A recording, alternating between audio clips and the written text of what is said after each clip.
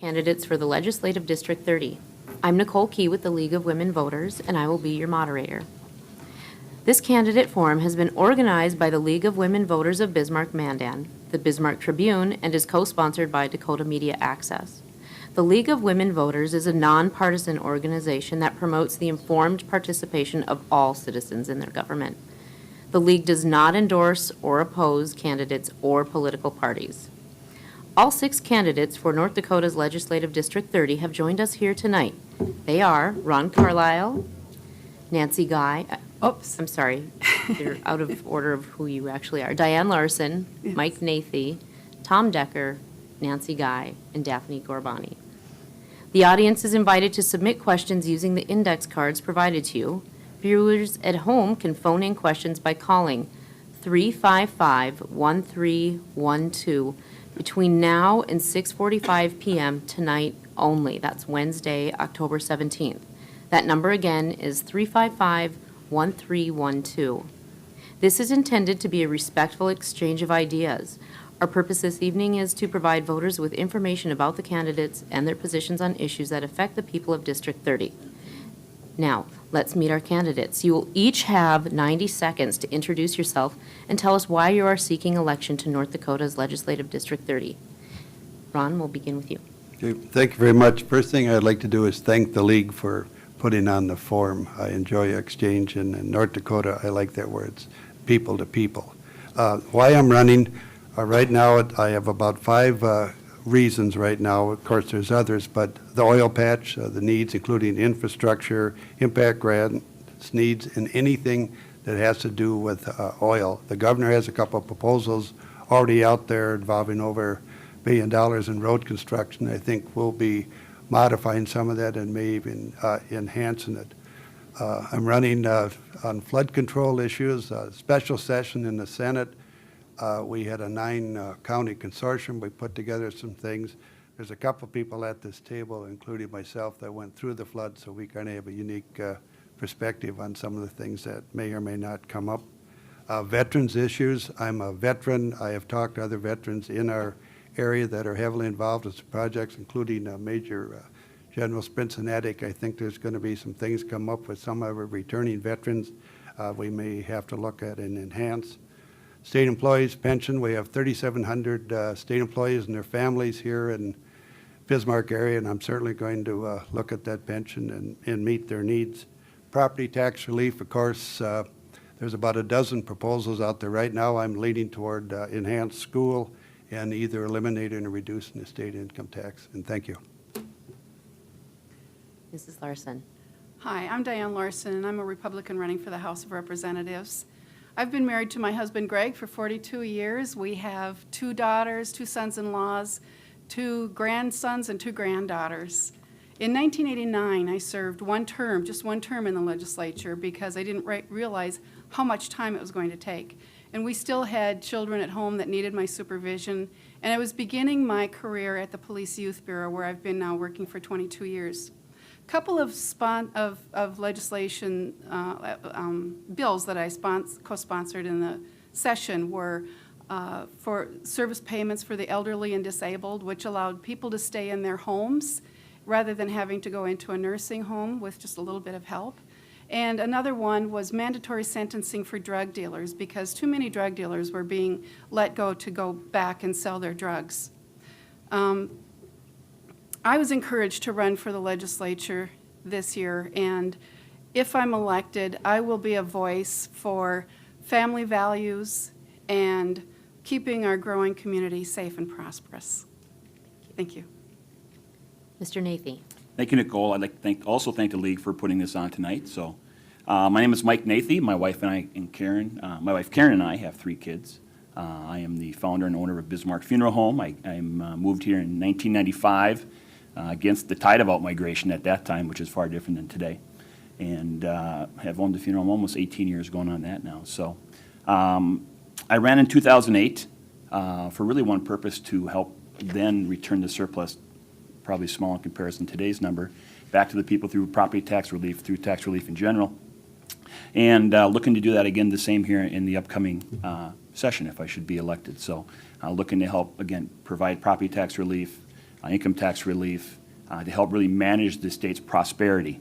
We have the biggest surplus in the country, and I think we can do that reasonably, address the needs that we have out west, what we have really across the state, but also making sure that we do not grow government beyond what we think is needed. So, thank you. Thank you. Mr. Decker. Thank you, Nicole, and I want to thank the League of Women Voters as well. I'm a native North Dakotan, spent all my life in North Dakota, attended public colleges and schools and colleges.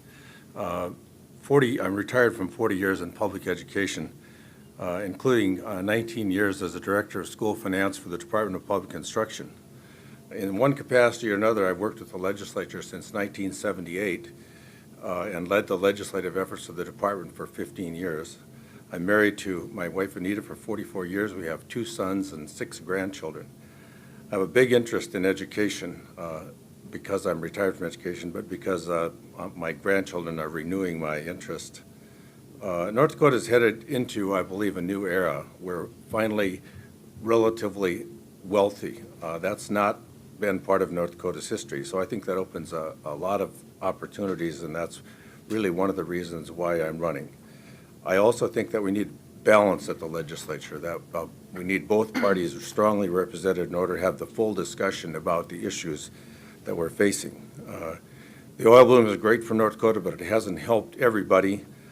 Some people are paying rents and property taxes that are probably beyond their means, so we need to look at ways to assist those people through property tax reductions, but really the focus needs to be on a bright future for North Dakota. Thank you. Ms. Guy. Good evening, I'm Nancy Guy, and I'd also like to thank the League of Women Voters for putting on this forum. My husband Greg and I have been married for 22 years, and I've lived in Bismarck for 25 years. I'm passionate about North Dakota and all it has to offer, and along with that passion, I bring a varied work experience. I've been a state employee at the North Dakota Insurance Department.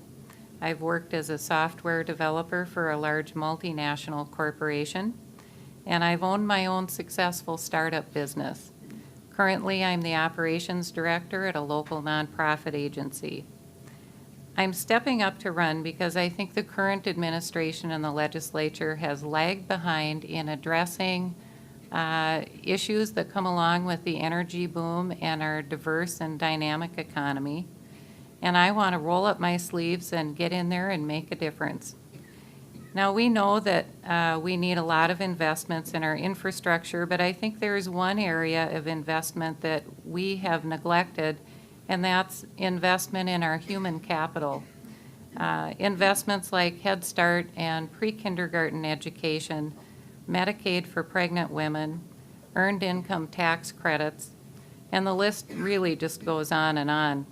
All of these programs are investments with a high rate of return, and best of all, they're investments in our fellow North Dakotans.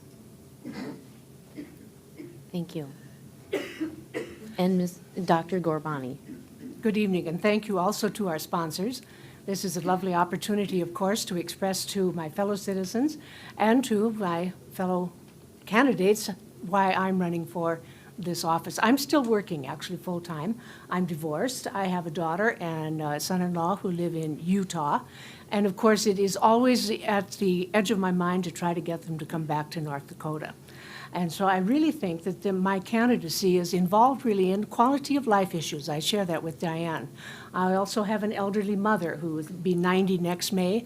And of course, her concerns, as well as the concerns of many of my neighbors, are first and foremost in my mind. And looking to quality of life, I think is extremely important in this state. And with Tom, I agree we have a golden opportunity here. It's going to be a different way of focusing our resources and of focusing our talents and of really turning this state into a destination state, a place to be. And hopefully, of course, to bring back a lot of our children, as I've said before, and to keep our elderly in their homes as long as possible, as comfortably as possible. And that's really why I decided to do this. Thank you. Thank you all. Okay. We'll move on to the questions developed by the members of the League of Women Voters, our audience here tonight, and our viewers at home. To submit a question, please, again, the audience can use the index card provided on your chairs, and viewers at home can phone in questions by calling 355-1312. You should see that number on the top of your screen. Between now and 6:45 p.m. tonight, that's Wednesday, October 17th. Again, the number 355-1312. Our candidates have not been given advance copies of the questions, and our format tonight will require that after 4 candidates have answered a question, or 3 actually, the next candidate in order will receive a new question with the option to address a previous question if you choose. Each candidate will have 60 seconds to respond to the question. Just comply with the time restrictions so we can get to as many questions as possible tonight. Our timer will let you know when you are down to 30 seconds, then 10 seconds, and stop. First question goes to Mr. Carlisle. North Dakota's budget surplus has everyone talking. What do you believe is the highest priority and best use for these uncommitted tax dollars? In December, the governor will propose a budget. We have a legacy fund where we're going to bank money. We're still going to need to save some money. If you're asking what I would do, not necessarily a priority, we're going to obviously put more money into K-12. Our Human Services is going to have a new director. We'll find out what he or she wants to do. The safety issue, out in the West during the special session, we did add highway patrolmen. I think we're going to need to add people in the oil and gas division, health department, attorney general's office. There's going to be some issues that we're going to have to address out and try to do the best we can with all the new construction and infrastructure needs we have. So that's what I would kind of work on at this point. Okay, and Mrs. Larson, same question. Those uncommitted tax dollars that are in surplus, what do you propose we would do with that? Well, some of the money we will need to save. Some of the money we need to return to the taxpayers, and some of the money we need to invest. And some of the money that needs to be invested should be done in the infrastructure. We will need more law enforcement. We will need more room. If we can keep some of the bad things that are happening, that are coming with the great things that are coming with our growth, under control towards the west, we don't have to worry about it moving across the rest of the state. So we need to put a lot of resources there to keep our communities safe. We also need to invest in schools. We need to invest in those kinds of, we need to help people get into affordable housing. Those are the kinds of things that just come to the top of my head that we should invest in. Okay, thank you. Thank you. And same question to you, Mr. Nathan. Thank you, Nicole. I think the best, there's a number of different ways, and they've been heard today. I think one of the best things we can do is help return a lot of the surplus money back to the taxpayers, and doing that through tax relief, through individual income tax, property tax relief, things along those lines, maybe income tax credits, things like that. The other things, money for infrastructure, not only out west, but also throughout the rest of the state. We have a lot of need for road repair throughout the whole state. And I know the out west gets a lot of the focus, but the rest of the state also needs that too. Along with healthcare concerns, with the growing population, we also have more healthcare needs, and I think a lot of that needs to be invested in that also. And also helping address the housing issues that we have out west. Bismarck, we're starting to see a pinch for housing. So taking some of that money, putting in the programs to help address all those needs, I think would be the best way to do it. Thank you. Mr. Decker, new question, unless you choose to answer the previous, but voters defeated an attempt to ban property tax, but there's general agreement that adjustments are needed in the state's tax structure, sales, income, and property taxes. What do you propose?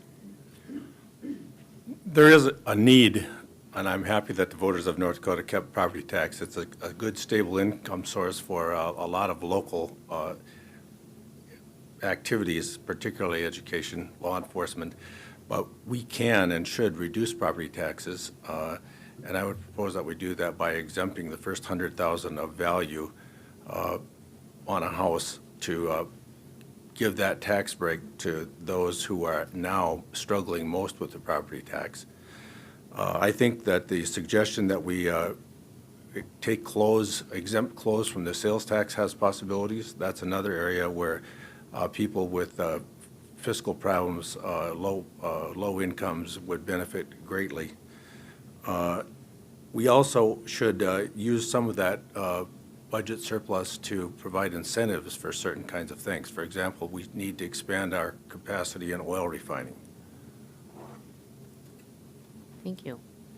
And Ms. Guy, same question.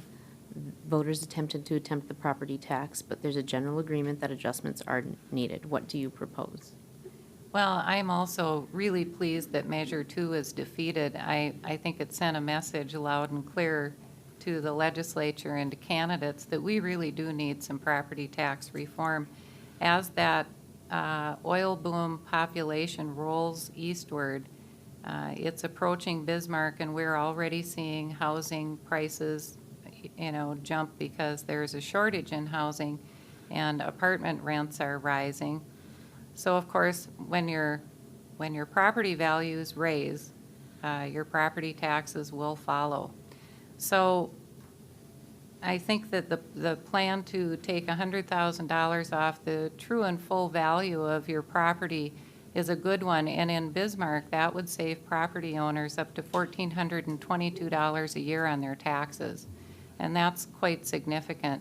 I'd also like to see a 15% tax credit. Actually, it's a tax credit equal to 15% of your annual rent for renters, and that would give them some relief and a buffer against raising rent prices as well. Thank you. And same question, Dr. Gorbani. The same question, yes. I had that experience too as a homeowner here for the last 30 years. In fact, in the last 10 years, the good news came out from the legislature that the property tax rate had gone down, and I could hardly wait to see my tax statement. But then it was like a double-edged sword, because when I got it, it actually went up. How can that be? Well, the property itself was reevaluated, and now it was worth more. So you kind of wonder, should I laugh or cry about this? Because, certainly I want my home to be worth more, but at the same time, I didn't get any property tax relief, and I thought, well, there must be something better we can do with this. And as it turns out, there is. The suggestion here that Tom started with, that we have a certain level at which, we are going to exempt people. And then if your home is one of those really grand places to live, well, then you are going to continue to see, a tax bill that will perhaps rise. But it was really, I think, it's a wonderful kudo to the people of North Dakota that they kept that, because it is really so vital to our educational system. And we weren't going to throw the baby out with the wash. Thank you.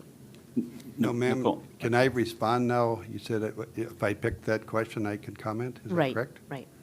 May I do that? Yes, go ahead. Okay, thank you. On the tax relief plans, of course, the mill levy reduction in schools, that's been talked about. Individual income tax, that's been talked about. Corporate income tax is another option, and then fully fund schools. And as I said earlier in my comments, there's probably about a dozen other plans floating around, so there will be a blend of something, but obviously the next legislative session will do something in property tax relief. Nicole, can I just respond to one quick question to Daphne's comments?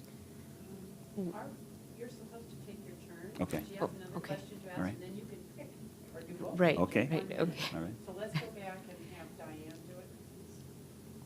do it. Okay. Would you like to comment on the second question, or shall I What was- introduce the third question? The tax structure and the ban on property tax.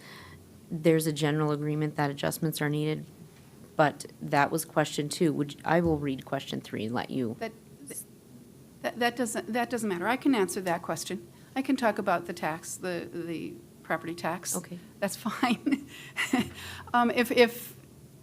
I agree. I'm glad that we were able to defeat that as a state. I think that we, though, as legislators, will need to address it. I think there was definitely enough consensus that something needed to be done. It just didn't need to be done the way that the measure was written. With property tax, we don't, as a legislator, we would not set what the property tax is. We don't collect the property tax, and we don't spend the property tax. This is only at the county level.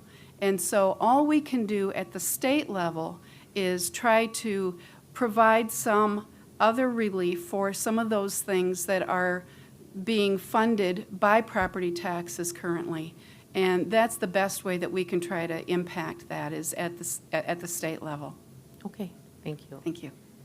I'll take the property tax one, too. Okay. I just wanted to agree with Tom and Daphne as far as we do need property tax reform in the state. In 2009, I supported the mill levy. I voted for it, but I stood up in the floor of the House and said it was just a Band-Aid at the time. It was a short-term problem to a long-term chronic problem that we have, a short-term solution to a long-term chronic problem that we have. To address what Daphne talked about as far as the state providing tax relief and then not getting the relief on your tax statement, and I hear you there. The state provided the last 2 bienniums a total of almost $600 million of property tax relief. And like Diane says, the state does not assess the tax, collect the tax, or spend the property tax. The counties do, the local subdivisions. And that is where it's getting lost. We provide that relief, but yet the county goes and raises the valuations, raises spending, and then the taxpayers, such as Daphne, do not feel that. So I do think we, as the legislators, need to really, truly reform property tax. And I know there's several bills being worked on to that point, so. Okay, thank you. New question. Okay. It is expected that Supreme Court Chief Justice Gerald Vandewall will request additional district judges for the state's oil-producing counties in order to relieve bottlenecks in the courts that have jails and the oil patch overflowing. Will you support a request of that nature? One of the areas that we've noticed problems developing as the oil development proceeds apace in western North Dakota is increasing evidence of crime and higher crime rates. And so it makes sense to me that and the fact that the projection is that our state's population by 2025 will reach 850 to 870,000. That's a pretty significant increase. So yes, I would support more courts and more judges to deal with those issues and to deal with our growing population. Thank you. Ms. Guy? Yes, I would support the request for the 2 new judgeships and the court personnel that needs to go along with it. The Williston has a new jail, and it's full years before they thought it would be. And one of the reasons it's full is, yes, there's increased crime, but their court system up there is so bogged down, they just can't move people through there fast enough. So it's pretty clear that they need extra help. Also, the population in North Dakota has increased at about the same rate as crime has increased. Actually, crime has gone up about the same rate as population has, but our law enforcement has not increased. So we also need to beef up our law enforcement services, and along with that comes victims advocates for domestic abuse cases and everything in the system. Okay, thank you. And Dr. Gorbani? Yes, I would also support that because, of course, it is, in fact, that backlog that does sometimes keep people in jail who ordinarily might, in fact, be innocent. But until they're heard, if they can't raise bail, they're going to sit there. And that, of course, I think really is unjust. The other thing is, too, of course, as Nancy had mentioned, with law enforcement, we're asking young men and women to do really a very dangerous job for not a lot of money. And I think that as we see our population grow, we can expect that we will have more of those episodes, and that we do need to look to invest both in the judicial side of making the judgments and, of course, in the law side of it as well as the order side of it. So it is, I think, really important that we will have to expand that. Okay, thank you. No, do I get to respond on You that? can have that question, or I can introduce a new question. Well, I made some notes while they were Okay. talking. Okay, let's do a reality check. You take DOT, Supreme Court, Oil and Gas Division, Health Department, AG's office, Land Department, they're all probably short-staffed. Now, if we do fill a lot of new FTEs, when the oil boom does level off, let's say 5 to 6 years, then we're going to have to back some of those positions back off too. We don't fund them. But right now, there's a need out there, especially Oil and Gas Division is going to need a lot of people. They literally can't keep up. So, but once we fill the staff, and then if it backs back down, one of the legislature down the road is going to have to defund some of those if we don't need them.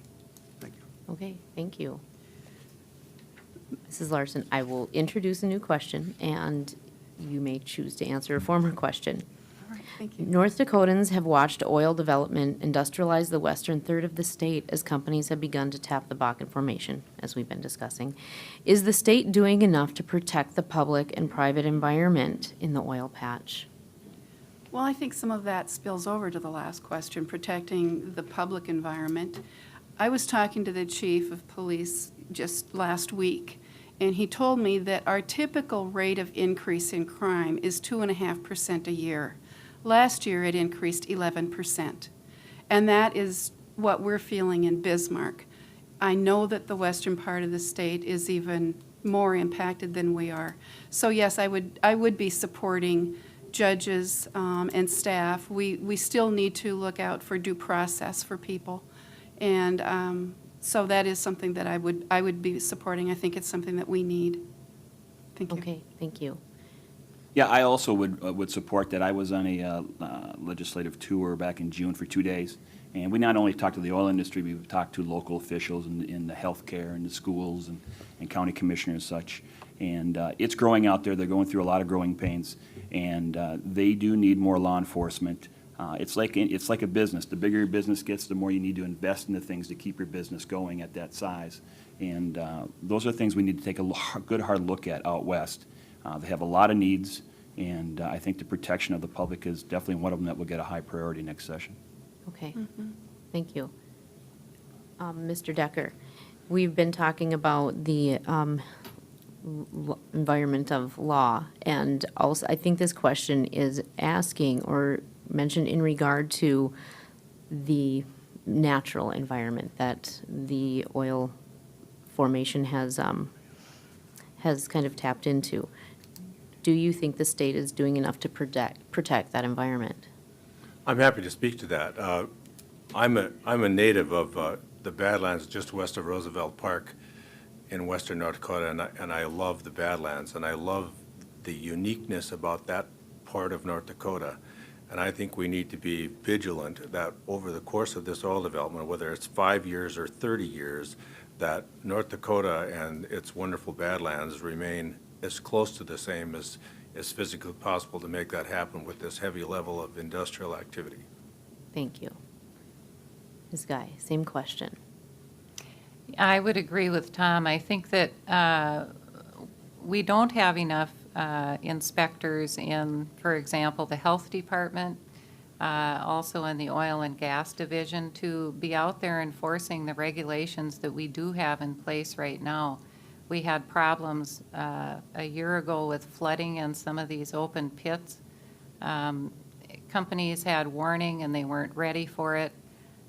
We've read in the newspaper about a few instances of kind of bad actors out there. And so we have to have enough resources to keep track of what's going on.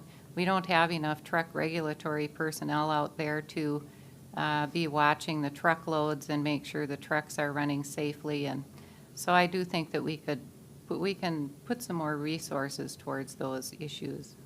Thank you.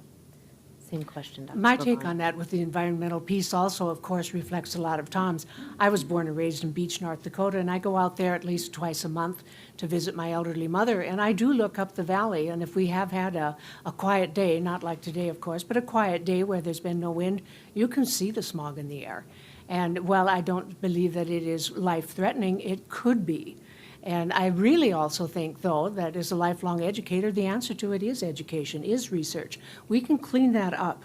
We have the bright-minded people that are in our pipeline right now that can fix those things and make those things happen. And as far as the truck traffic, it is really very, very different going out to western North Dakota. I'm ever so glad now that we do actually have a highway that is divided, because back in the day, it would have really been dangerous to be on the road like that. And so I really think that environmentally, we have to be very, very careful, because it's a lot like toothpaste. Once it's squeezed out, getting it back in is going to cost you way more than it would have had you taken care of it ahead of time. Thank you. Do I get the comment on that, ma'am? I guess that's how it's working out, but. You may, or I could introduce question 5 to you. Well, I would like to comment on this one. You That'd be all right? Go ahead, yes. Thank you. Obviously, the Health Department, Oil Gas Division, but bear in mind, the oil companies out there have a dog in the hunt, too. They're going to try to leave the small footprint as, again, they're doing multiple pads. They're trying to do a lot more piping.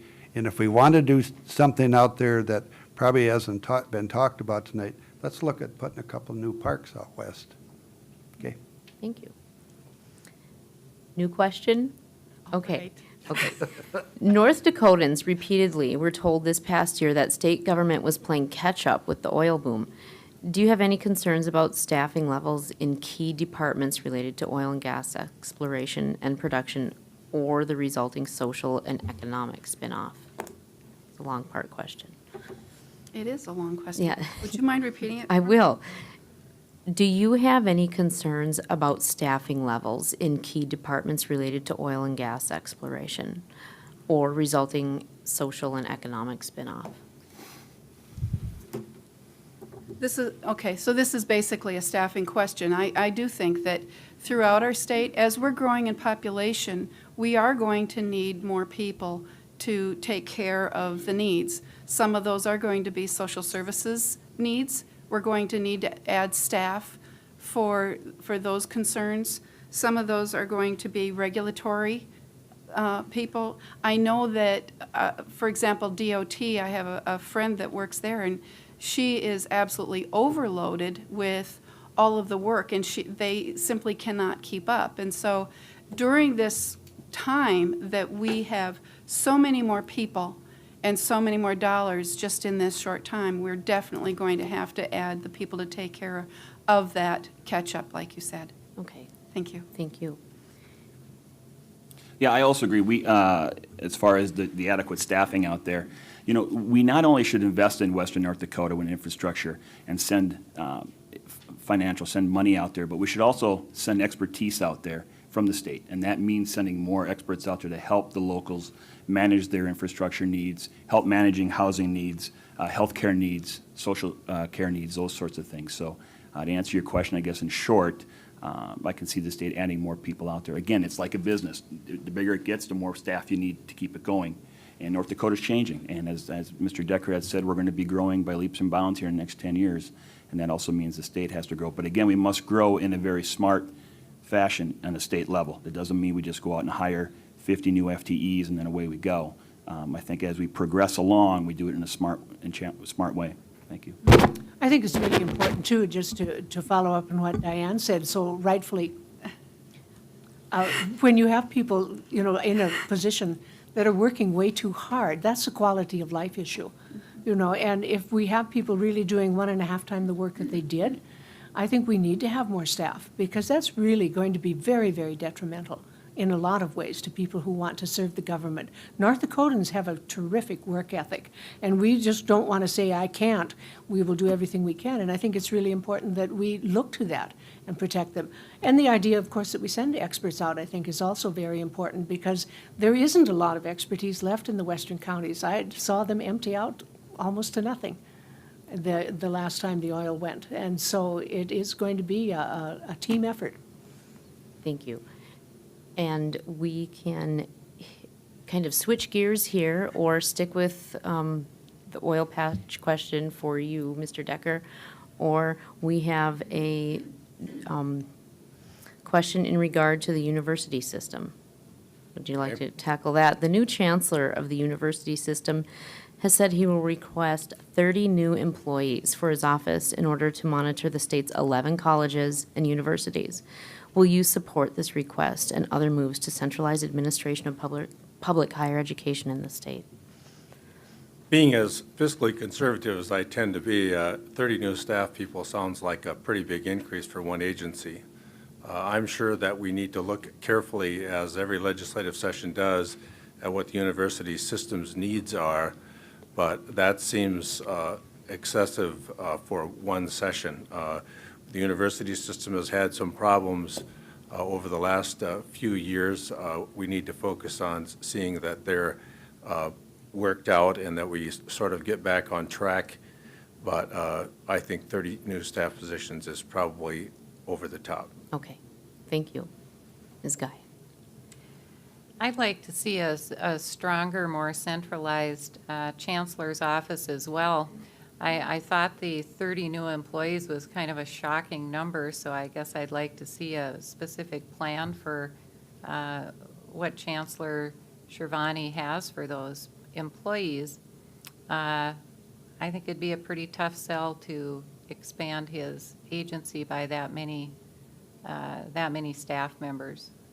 Okay, thank you. And Dr. Gorbani, since you weighed in on the last question, I'm going to skip you with That'll this be question. fine. Is that okay? Yes, Thank perfectly you. fine. Do I get? You get this Okay. question, Mr. Carlisle. It's almost like drawing. Okay, I'll Yeah. take it.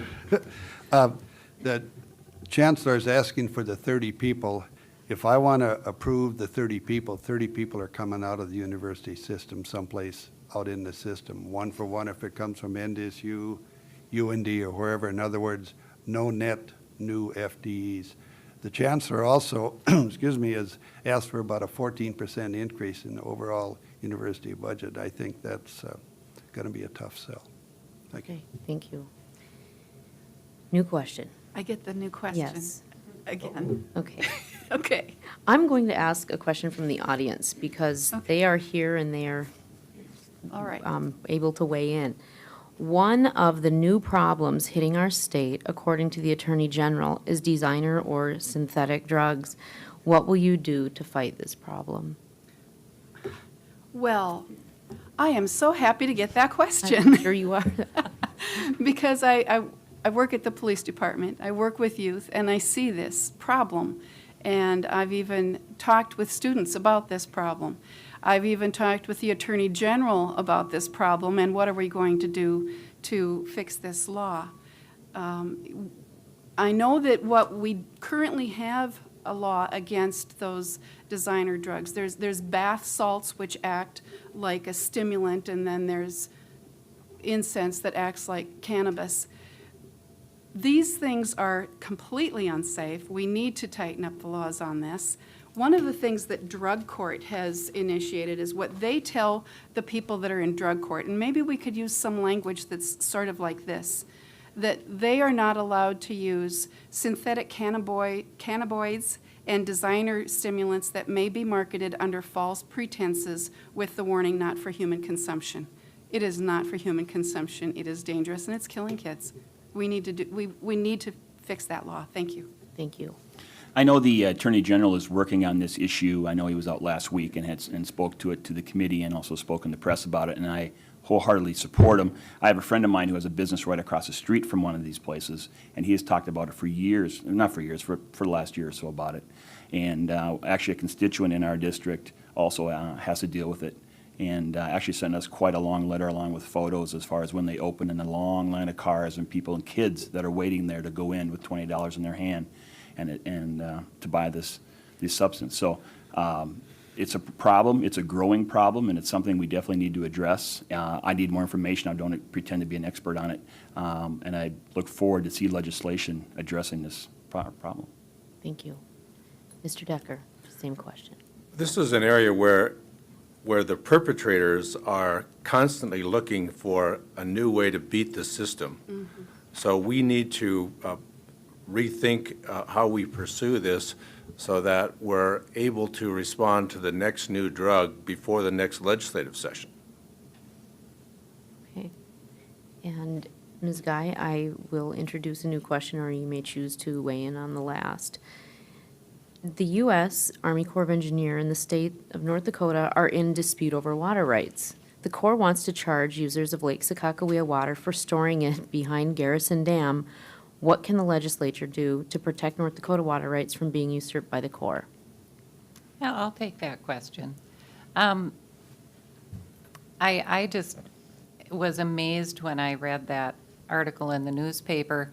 The Corps of Engineers seems to me to be rather arbitrary and capricious. You know, the priorities on the river management change from year to year. We can't seem to predict what they're going to do, and now they want to charge us for water that is clearly ours. I think it's really going to require working with our congressional delegation to see if we can't put the skids on this, and, you know, we may have to sue them, which we've done in the past. Okay, thank you. Dr. Now, do Corporal. I get to choose which one? You can I choose. could go You in can on have- either one of these. Well, of course, with the Army Corps of Engineer, like Nancy, I was just astonished to read, that our water. But then in the context of it, this is one United States, and we are 50 states of the entire group. We've always battled about water, and so if it has to be a court case, then, I think it's something that we can look to precedent on how to settle it. I've also been an educator all of my life, and I've taught over 3,500 high school kids and watched them go into adulthood. And so, the issue of drugs, as Diane has stated, it is something that we need to be vigilant about.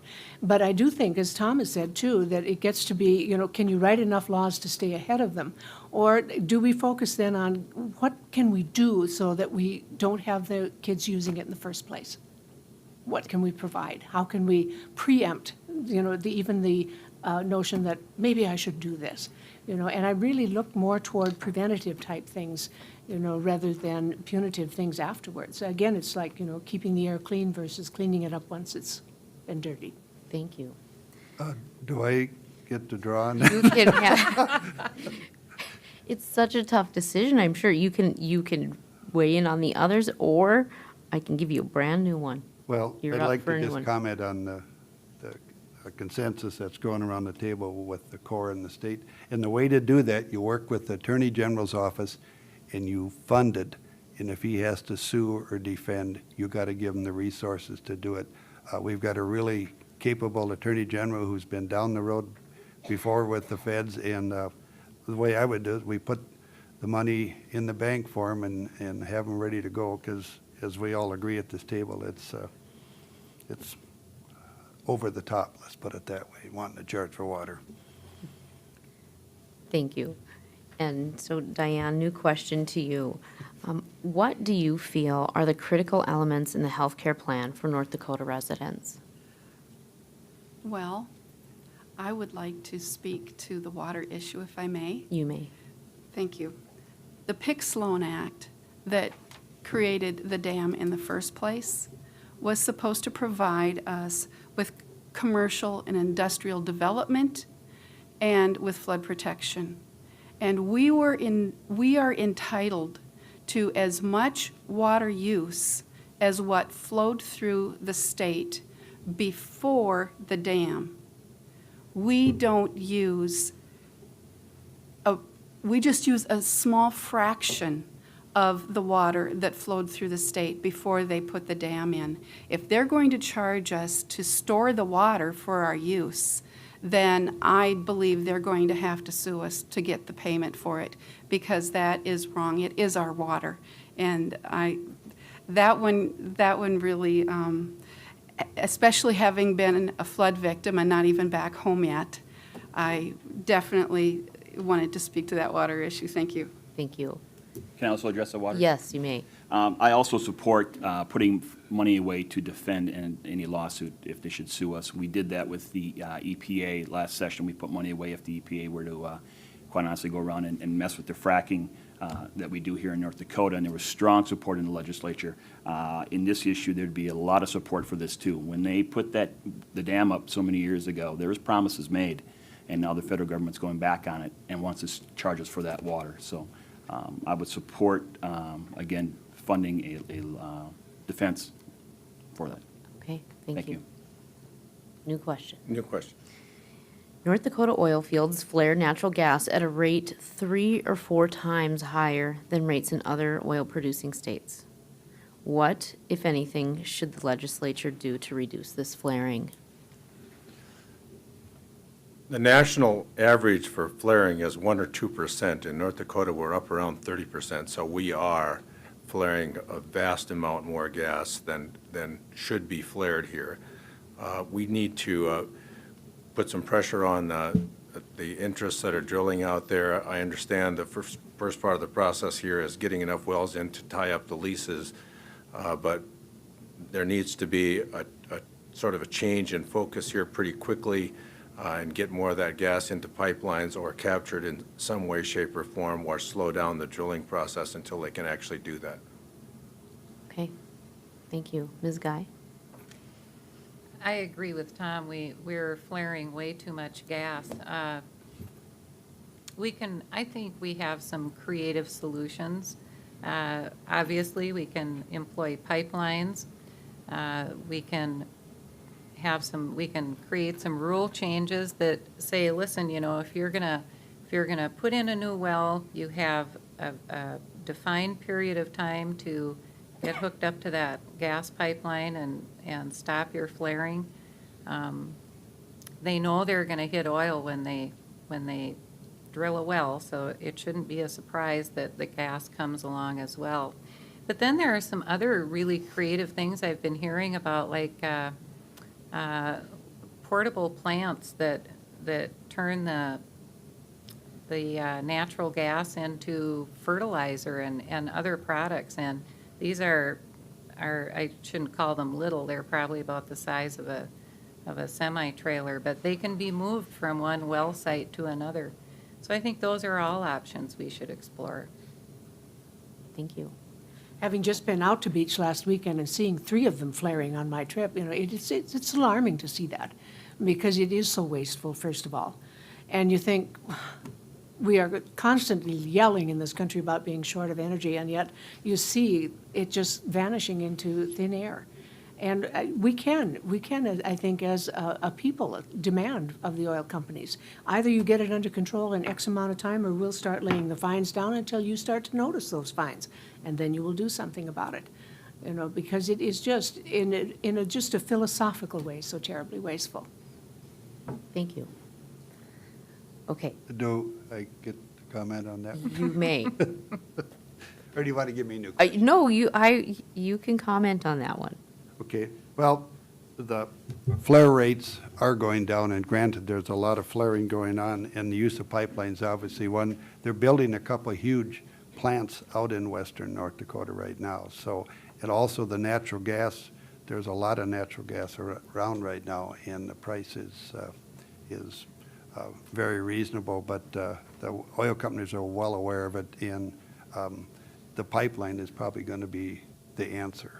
I mean, if they can pipe it and market it in that respect. Okay. Thank you. Thank you. Mrs. Larson, new question. Wow. Okay. Getting them all. How do you propose, and this is from an audience member, how do you propose you will help higher education funding due to stagnant numbers as a result of oil jobs? The funding based on enrollment doesn't do justice to BSc, DSU, ECU. Our youth deserves choices in the future. Well, I was thinking about this today, and it might not be a very popular thing to say, but in my opinion, I do think that it would not be a terrible situation to close one of our smaller colleges. And that way it would free up more money to be spent for the colleges that are more viable. Okay, thank you. Could you read that question one more time for me? Yes. How do you propose you'll help higher education funding due to stagnant numbers as a result of oil jobs? Because the funding is based on enrollment. Well, I'd first suggest that higher ed manage its business far better. They've had a 52% increase in 09, 26% increase in 11. That's a heck of an increase in 4 years. I guess. So it's like any business, the busier you get, the more you grow. If you lose business or your business goes down, you go down and try to work smarter and leaner. And that's what I think higher ed needs to do. It's in today's paper, they were looking for 183 FTEs with a 14% increase. That, in my estimation, is not working harder and leaner with the people's money. So it's easy for them to always every year up, up, up. But you also got to take a look, when your enrollment goes down, you have to also learn how to do more with less. So. Okay, thank you. Mr. Decker, same question? I'm convinced that the downturn in enrollment is a short-term thing. Our population is growing. A lot of those folks working in the oil fields are going to discover pretty soon that they're going to need more education, maybe don't want to do what they're doing all the rest of their life. So I think enrollments will come back a little, but I agree with Mike's perspective that there needs to be better management and better budgeting in the university system. For one thing, we need to continually re-examine which programs are being provided on each campus to see if they're viable and whether we really need them or not. Okay, thank you. And Ms. Guy, you can weigh in on that, or I have another question for us, but only two of you will be able to answer, as this is our last round. Okay. Okay. Also, okay.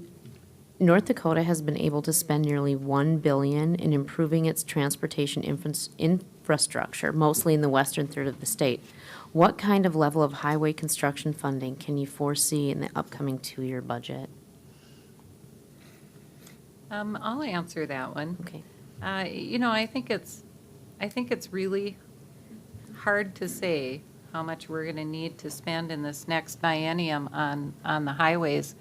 It's not just the western part of the state that needs road work. We need road work all over the state. We have farm-to-market roads that need attention. We have bridges that need work. So I think we just need to look at the Department of Transportation's recommendations and take a look at what we think we can afford and where our priorities are. Okay, thank you. And Dr. Gorbani, what kind of level of highway construction funding can you foresee in the upcoming two-year? Well, I've been, of course, as a native North Dakotan, driving since I was 14. And I do have to take this opportunity to kind of segue away from that. One thing I'd really like to see the state do is to really look at transportation, mass transportation. I'd love to be able to take a bus out to beach. But you can do that twice a day, once at 4 o'clock in the morning and the other time at 11 o'clock at night. And it really, I think, is something that we can look into now. It's wonderful to have roads. I lived north of beach all of my growing years, and yes, farm-to-market roads are important, highways are important, but I think that we do need to spend some time looking at mass transit, especially for our older population. No, ma'am, do I get the comment? Because or how does it? You, No? no, we're out of time. Okay, Oh, I'm okay. sorry. Okay. Ron, you can add it into your thing. Oh, Right, okay. Okay, So what, being that Shar brought that up, are we going to close? How does that work? we will do that right now. Okay. So I thank you for being here tonight. You'll have 1 minute to provide a closing statement. So, Mr. Carlisle, you may begin. Okay, thank you. I appreciate the forum again. I'm running, I had 9 sessions in the House. I have 1 special session in the Senate. I think I'll have a seat at the table with our majorities in the House and the Senate.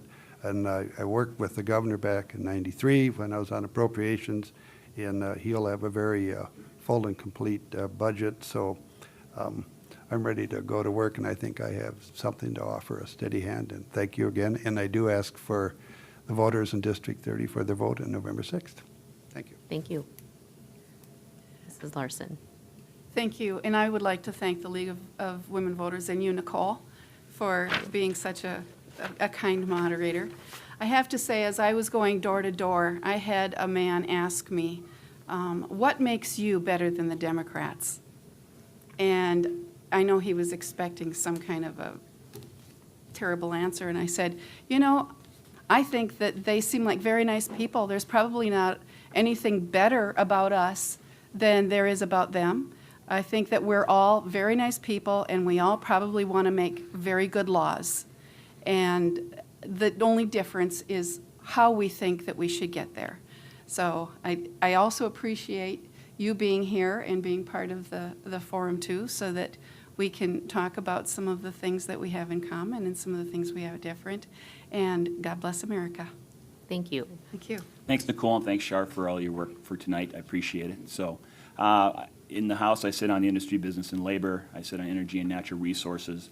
I have 2 terms worth of experience, and I think that can come into play and help benefit the people of District 30.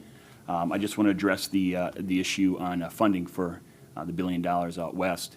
Last session, we gave about $1.2 billion.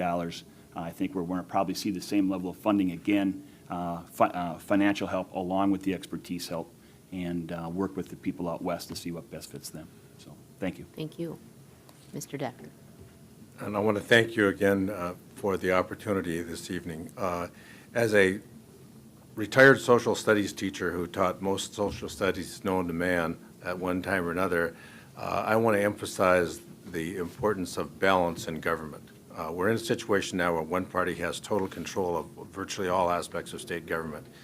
If we are moving into a new area, as I think we are, with great new possibilities and opportunities to do things we've never talked about before, I think it's critically important that there be balance so we can have the full discussion, that no one can decide what we're going to do without being held accountable for those decisions by someone else who may have a different perspective.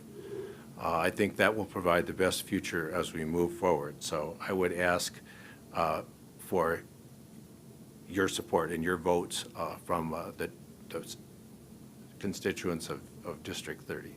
Thank you. Ms. Guy. Well, I'd like to add my voice to the chorus of thank yous to the League of Women Voters tonight. I appreciate being able to sit down and have these discussions. I think it's fascinating. I also echo Tom's interest in having more balance in the legislature. We need party balance. We also need some gender balance. There are only 6 women in the state Senate out of 47 senators, so I think we could do a little better in that direction. And I'd look forward to applying some creativity to the problems that we're facing, taking the long vision and looking years ahead instead of just this next biennium. And I'm fascinated with putting together public and private partnerships in order to solve problems. You know, the state doesn't have to be the be-all and end-all to fund things and find solutions. Thank you. Dr. Gormani. And I, again, would like to thank the sponsors of this event. I'd like to thank my partners here at the table. I'd like to thank the audience, and I'd really like to thank the people of North Dakota. I think we have a special state. I think that we can make it one of the best places in the world to live. I would appreciate your vote on November 6th, as I'm sure all 6 of us would. But choices have to be made, and I'll thank you in advance for voting for me. Thank you. And I wish to thank our candidates this evening and Bismarck Tribune, Dakota Media Access, and the volunteers from the League of Women Voters for organizing this forum. Thank you to the viewers at home and the audience members here tonight for taking the time to learn more about the candidates and issues.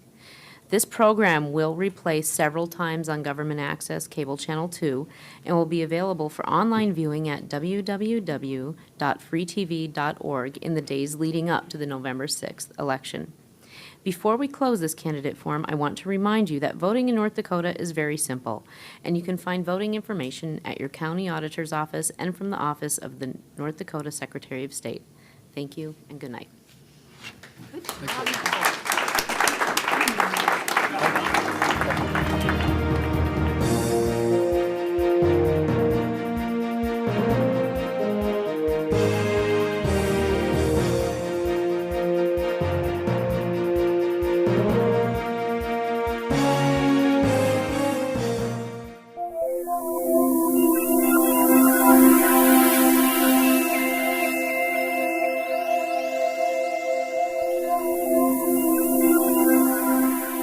If you enjoyed this program, would like to see it again, or send the link to your friends, it's available at freetv.org.